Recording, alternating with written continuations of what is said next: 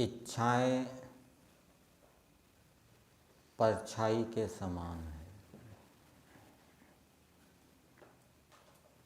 इच्छाओं के पीछे दौड़ेंगे तो वो आगे, जैसे परछाई के पीछे दौड़ेंगे तो परछाई आगे दौड़ती रहती है, उसी प्रकार से इच्छाएं भी आगे दौड़ती रहती है। और परछाई से यदि हम मुख मोड़ लेंगे तो वो परछाई फिर हमारे पीछे चलेगी। इसी प्रकार से इच्छाओं से यदि हम मुख मोड़ लेंगे तो वो इच्छाएं फिर हमारे पीछे चलेगी, हमारा अनुसरण करेगी। कौन सी इच्छा? कौन सी इच्छा?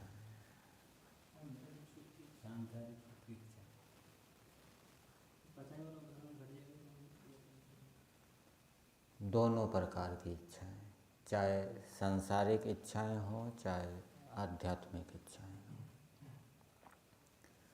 सांसारिक इच्छाओं के पीछे दौड़ने का मतलब है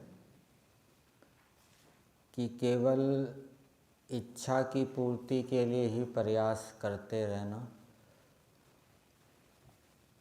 विद्यापूर्वक विधिपूर्वक प्रयास ना करना, धर्मपूर्वक प्रयास ना करना। धर्म को छोड़ देना, विद्या को छोड़ देना, केवल इच्छा की पूर्ति में लगे रहना, तो वो इच्छाएं कभी पूरी नहीं होगी।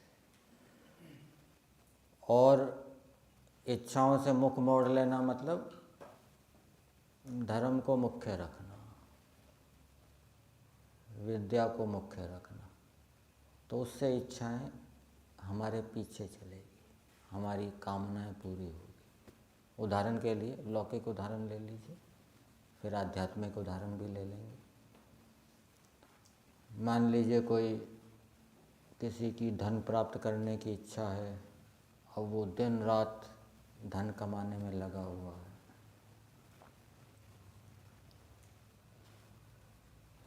लेकिन धर्म कर्म की ओर उसका कोई ध्यान नहीं है। दूसरा व्यक्ति है, वो धन मिले ना मिले, कम मिले जैसा मिले, लेकिन वो धर्म की ओर अधिक बल दे रहा है, अपने आचरण की ओर अधिक बल दे रहा है, तो उसको धन अपने आप प्राप्त हो जाएगा। क्योंकि धर्म का फल क्या है? सुख। वो अधर्म कर रहा है, अधर्म का फल दुख है, उसकी इच्छाएं पूरी नहीं होंगी। आध्यात्मिक क्षेत्र में ले लीजिए, आध्यात्मिक क्षेत्र में भी व्यक्ति बहुत प्रयास करता है तत्व ज्ञान प्राप्त करने के लिए, लेकिन भूल ये भी हो जाती है कि व्यक्ति धर्म कर्म को छोड़ देता है, तत्व ज्ञान में ही लगा रहता है, अपने कर्तव्यों को, धर्मों को ध्यान नहीं देता, तो वो उसकी इच्छाएं पूरी नहीं होती। और जो धर्म की ओर ध्यान देते हुए बीच बीच में प्रयास करता रहता है तत्व ज्ञान के लिए, उसकी वो इच्छा पूरी हो जाती है। इसलिए मुक्ति के साधन में सबसे पहले ये लिखा है सत्यार्थ प्रकाश के 9वें समोल्लास में कि जो मुक्ति को प्राप्त करना चाहे वो अधर्म को छोड़कर धर्म का आचरण अवश्य करे। ये सबसे पहले है। इस धर्म को छोड़कर और मुक्ति के कितने ही साधन आप करते रहो, षट संपत्ति आदि, वो कभी सफलता नहीं दिलाएंगे। वो मूल क्या है? धर्म। उसको साथ में रखते हुए दूसरे उपायों का अनुष्ठान करेंगे तो सफलता की प्राप्ति होगी। परीक्षाएं किस लिए दी जाती है? परीक्षाओं से क्या लाभ होता है? विद्यालयों में भी परीक्षाएं होती हैं ना, तो परीक्षाएं से क्या लाभ होता है?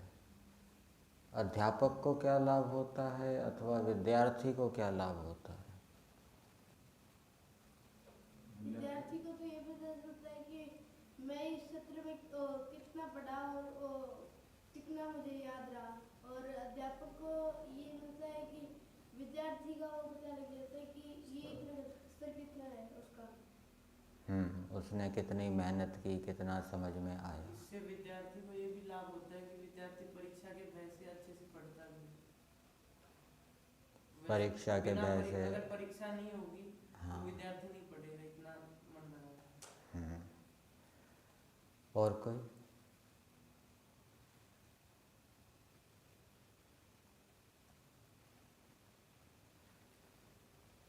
तो हमारे जीवन के अंदर आध्यात्मिक क्षेत्र में भी परीक्षाएं होती हैं।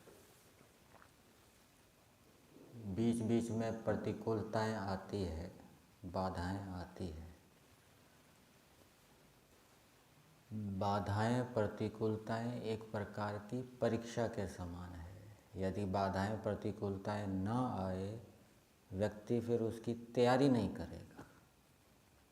जैसे परीक्षा ना हो, परीक्षा के कारण व्यक्ति उसकी तैयारी करता है, और परीक्षाएं ना हो तो वो तैयारी ना करे। और इसी प्रकार से यदि बाधाएं जीवन के अंदर, बीच में बाधाएं, प्रतिकूलताएं ना आए, तो व्यक्ति उनका सामना करने के लिए तैयारी नहीं करेगा। तो ये परीक्षाओं के समान होता है, जो बीच में बाधाएं, प्रतिकूलताएं आती है। और उससे दूसरा क्या लाभ होता है? हमें अपनी योग्यता का पता लगता है।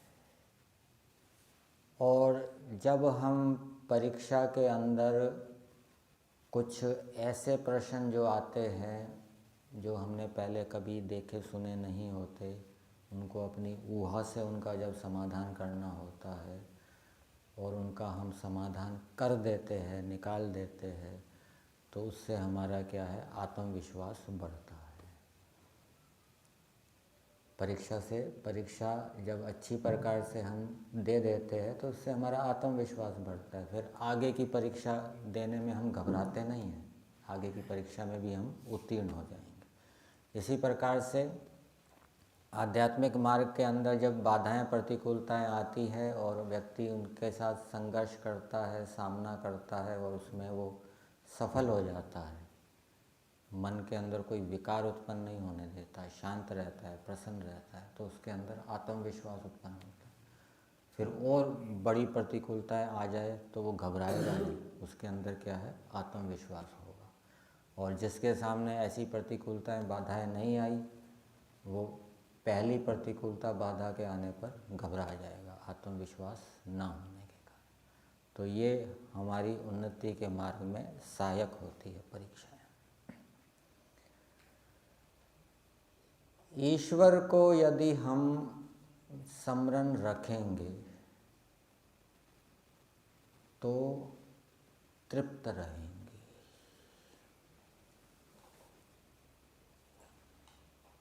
बुभुक्षितः किम न करोति पापम। भूखा व्यक्ति कौन सा पाप नहीं करता? भूखा कौन? जिसकी आत्मा भूखी है, जिसको ईश्वर का ज्ञान विज्ञान नहीं मिला, ऐसा व्यक्ति पाप करता है। और जिसको ईश्वर का ज्ञान विज्ञान मिलता है, ईश्वर का ज्ञान विज्ञान समझ में आता है, ईश्वर के गुण कर्म स्वभाव समझ में आते हैं, ईश्वर के गुण कर्म स्वभावों को याद रखता है। ईश्वर को याद रखने का मतलब ईश्वर के गुण कर्म स्वभावों को याद रखना, तो वो तृप्त रहता है, वो लोभ नहीं करेगा। उसको याद रहेगा कि ईश्वर लोभ से रहित है। वो क्रोध नहीं करेगा, उसको याद है कि ईश्वर क्रोध से रहित है। वो भयभीत नहीं होगा, उसको याद है कि ईश्वर भय से रहित है। तो इस प्रकार से वो क्लेशों से बचा रहेगा। और दूसरा, कोई गलत आचरण भी नहीं करेगा, अधर्म आचरण भी नहीं करेगा, क्योंकि ईश्वर, उसको याद है ईश्वर हमेशा धर्म का आचरण करता है। और दूसरा, ईश्वर को याद रखने से क्या लाभ होता है? बाधाओं के आने पर व्यक्ति रुकता नहीं है। ईश्वर यदि याद नहीं रहेगा तो वो बाधाओं के आने पर रुक जाएगा। ईश्वर याद रहेगा तो बाधाओं के आने पर वो ईश्वर से सहायता मांगेगा और वो आगे बढ़ता जाएगा, घबराएगा नहीं बाधाओं के आने पर। इसलिए ईश्वर को याद रखना चाहिए। और ईश्वर को याद रखने का प्रभाव किसके ऊपर पड़ता है? ईश्वर को याद रखना योग के 8 अंगों में से कौन से अंग में है? ईश्वर प्रणिधान में है। ईश्वर प्रणिधान में बताया जाता है ईश्वर को याद रखना, ठीक है ना। और ईश्वर प्रणिधान यमों के पालन में सहायक है। ईश्वर प्रणिधान यमों के पालन में सहायक है। यम नियम यमों के पालन में सहायक बताए जाते हैं ना। तो जो ईश्वर को याद रखेगा वो यमों को अच्छी प्रकार से पालन कर पाएगा, यमों का भंग नहीं करेगा, तृप्त रहेगा, शांत रहेगा, वितर्क नहीं उठाएगा।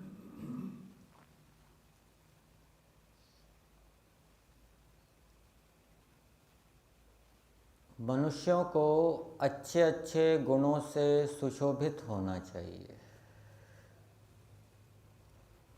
जब व्यक्ति अच्छे अच्छे गुण कर्म स्वभावों से युक्त होता है तो उसके साथ वैसे वैसे व्यक्ति जुड़ते जाते हैं।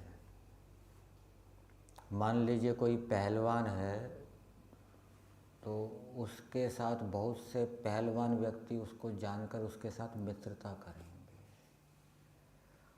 कोई बहुत अच्छा राजनीतिज्ञ है, बहुत अच्छी राजनीति करता है, कर्म करता है, तो उसको जानकर बहुत से राजनीतिज्ञ उसके साथ जुड़ेंगे, मित्रता करेंगे। कोई बहुत अच्छा डॉक्टर है तो उसके साथ बहुत से डॉक्टर जुड़ेंगे। तो जैसे जो जो गुण हमारे अंदर अच्छे होंगे, दिव्य होंगे, वैसे वैसे गुण कर्म स्वभावों वाले व्यक्ति हमारे साथ जुड़ेंगे। क्यों जुड़ेंगे?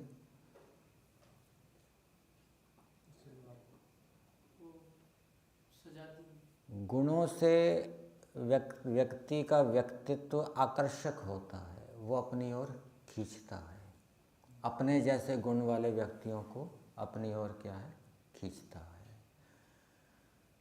तो जब भिन्न भिन्न गुण कर्म स्वभाव वाले व्यक्ति उसके साथ जुड़ेंगे, उससे जानना चाहेंगे, उससे मित्रता करना चाहेंगे, तो वो दूसरे विधर्मियों में भी उसके जैसे गुण कर्म स्वभाव वाले व्यक्ति हो सकते हैं, वो भी उसके साथ जुड़ेंगे, उससे लाभ उठाएंगे, तो वो उनको वैदिक धर्म में प्रेरित कर सकता है, उनको वैदिक धर्मी बना सकता है। और क्या लाभ होता है अच्छे अच्छे गुणों को धारण करने से? जैसे